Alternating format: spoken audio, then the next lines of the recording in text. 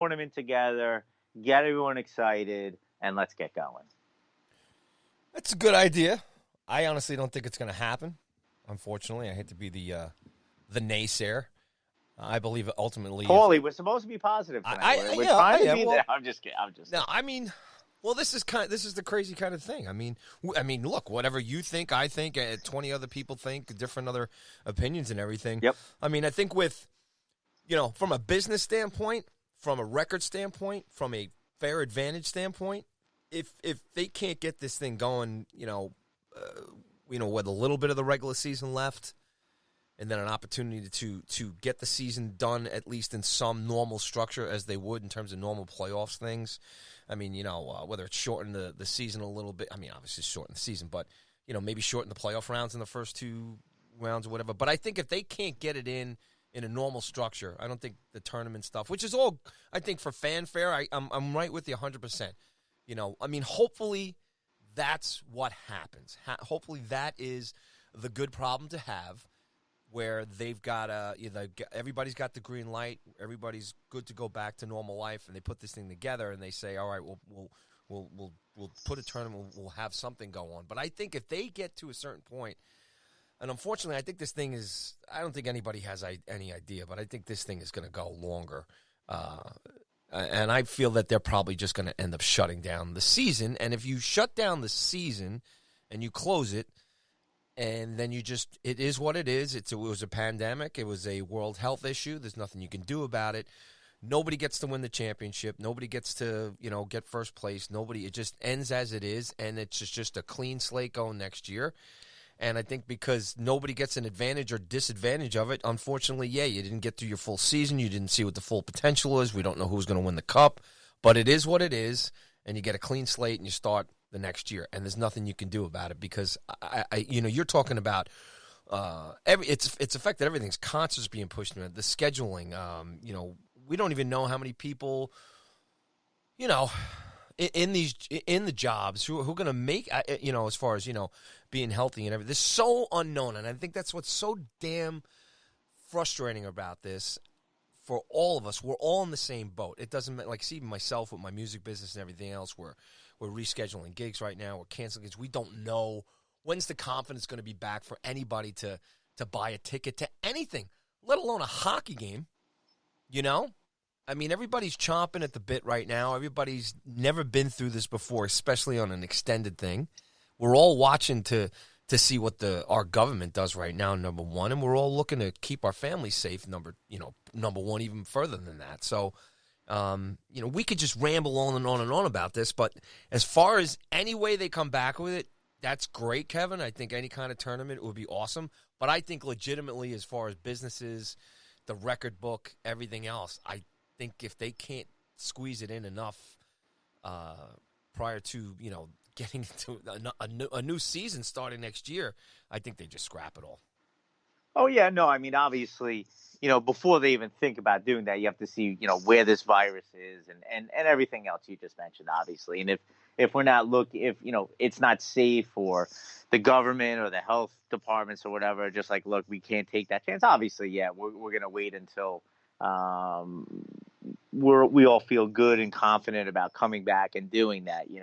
Obviously, I'm just getting overexcited about it and wanting to get something like that because I really do think it would be just such a great thing, like I said, for us, emotionally get some positive, even if they had to do it in empty arenas, and that would be, a weird sight, and maybe they have to pump in sound or fans just to make it sound, normal on TV, but, You've just been to busy. watch. You've been busy writing all this down, haven't you? I have, I've had so much time, I mean, I've been lucky enough, to for the most part, be at home, with my family, which is good and bad. But so I've had a lot of time to think, I'm not at work. So, I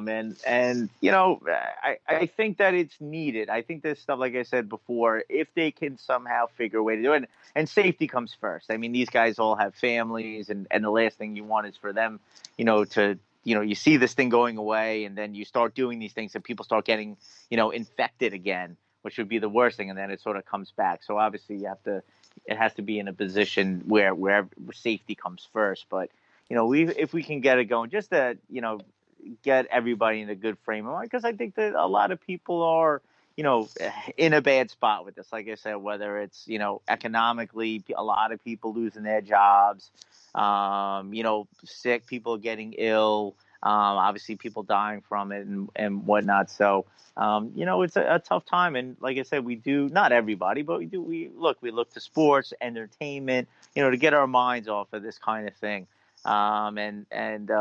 If they could somehow get it in, I think it would be a great thing. Because to be honest, I'm getting sick of turning to White Claw. I'd rather be turning Don't to the say ring. that, man. We need them as sponsors next year. That's right.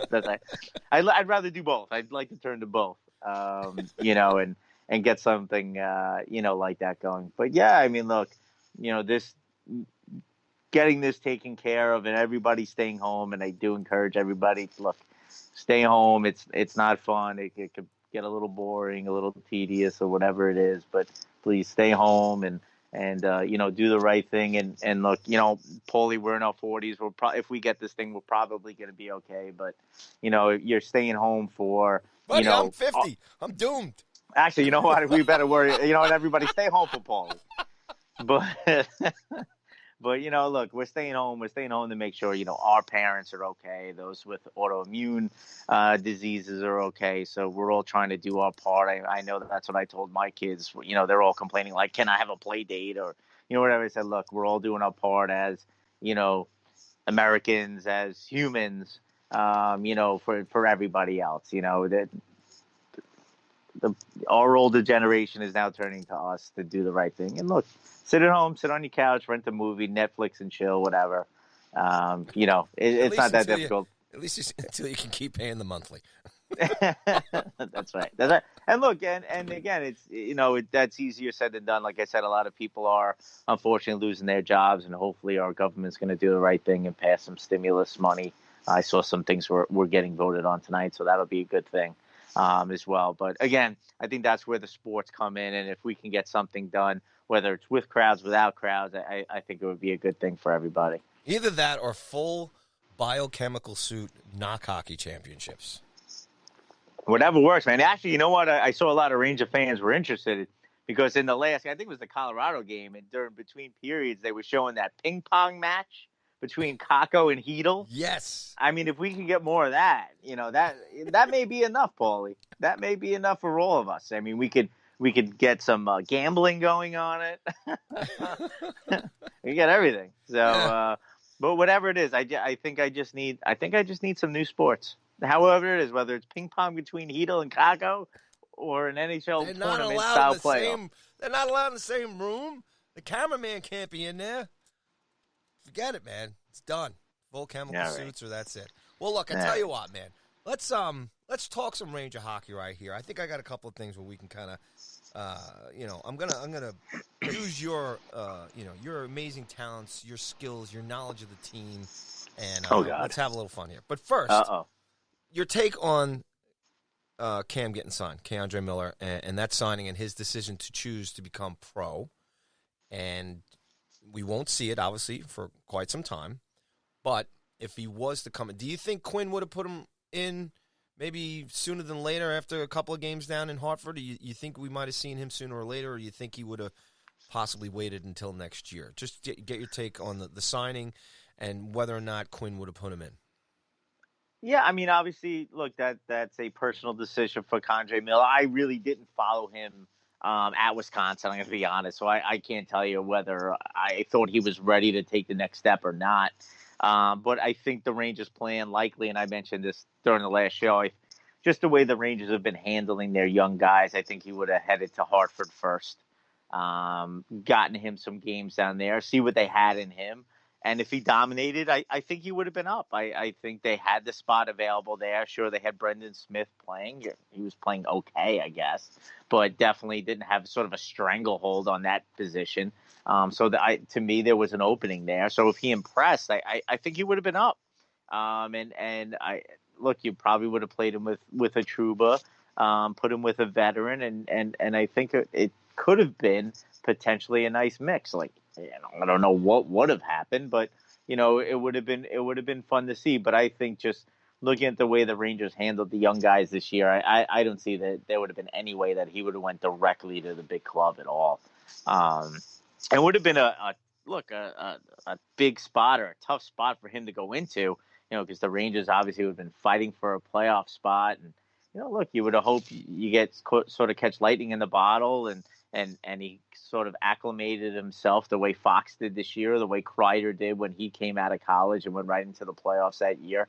And it would have just sort of added to the drama and the sort of feel good story that this Ranger team was becoming this year. So it would have been it would have been fun to see, as a lot of other things we were sort of looking forward to in this last month. But for me, I think they would have sent him down to Hartford first and then taken it from there.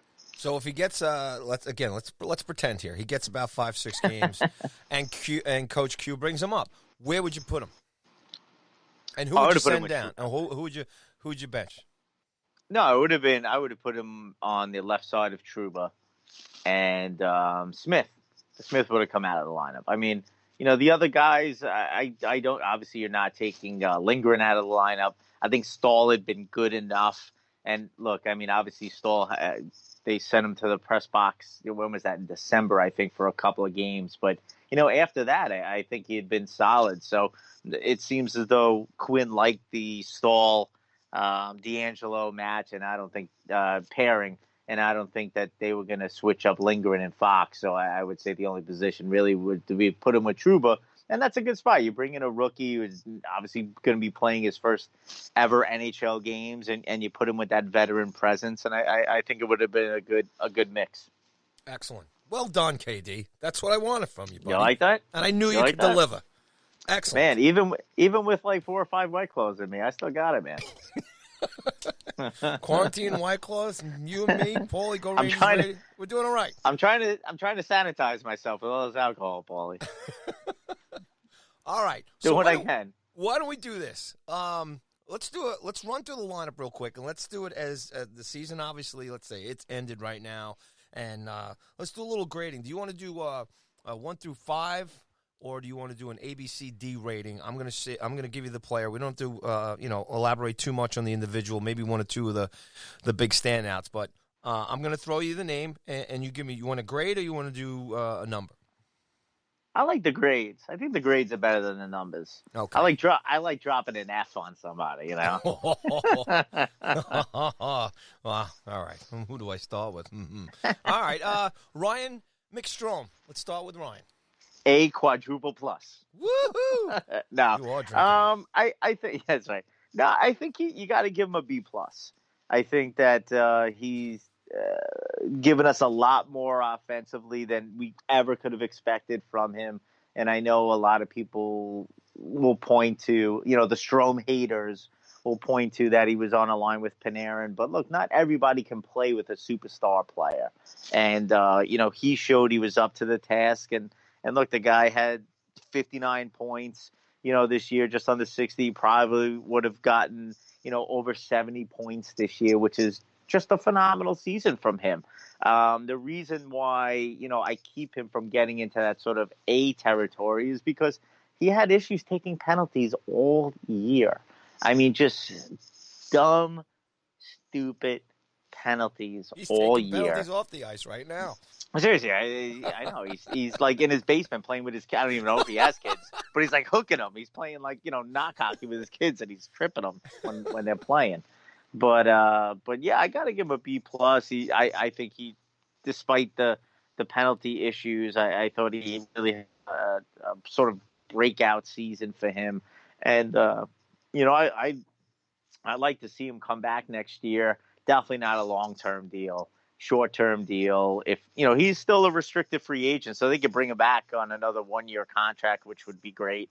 I'd be all for that. I would absolutely be against a long-term deal for him.